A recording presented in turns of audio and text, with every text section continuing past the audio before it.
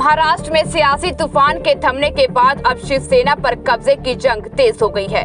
Party प्रमुख उद्धव ठाकरे और नवनियुक्त सीएम एकनाथ शिंदे दोनों बाला साहेब ठाकरे की विरासत पर अपना हक जता रही है।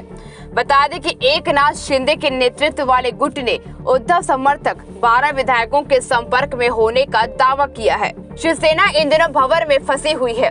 अब पार्टी पर हक की लड़ाई चुनाव आयोग के सामने लड़ी जाएगी। उद्धव ठाकरे अब पार्टी बचाने के लिए चुनाव आयोग की दहलीज पर पहुंच चुके हैं, तो वहीं दूसरी तरफ दोनों खेमों के बीच जुबानी जंग भी तेज हो गई है। बता दें कि शिंदे गुट ने उद्धव ठाकरे के समर्थक 12 विधायकों के संपर्क में होने की बात कही है। इसके बाद शिवसेना के प्रवक्ता और राज्यसभा सांसद संजय राउत ने भी ट्वीट कर शायराना अंदाज में पलटवार किया है। संजय राउत ने लिखा, फन कुचलने का हुनर भी सीखिए, सांप के खौफ से जंगल नहीं छोड़ा करते, जय महाराष्ट्र। बता दें कि एकनाथ शिंदे के साथ 55 में से 40 विधायकों की बगावत के बाद उद्धव ठाकरे पहले ही महाराष्ट्र सत्ता से हाथ धो बैठे हैं और अब उनके हाथ से पार्टी की कमान भी जाती हुई दिखाई दे रही है। उद्धव ठाकरे के साथ पार्टी के जो 15 विधायक बचे हैं, उनमें आदित्य ठाकरे को छोड़कर बाकी 14 विधायकों की सदस्यता पर भी खतरा मंडरा रहा है।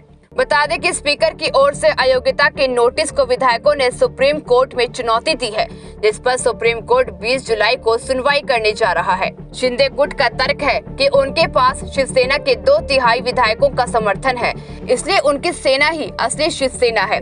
ऐसे में उनके विधायकों पर पार्टी विरोधी कार्रवाई में लिप्त होने का इल्जाम नहीं लगाया जा सकता है।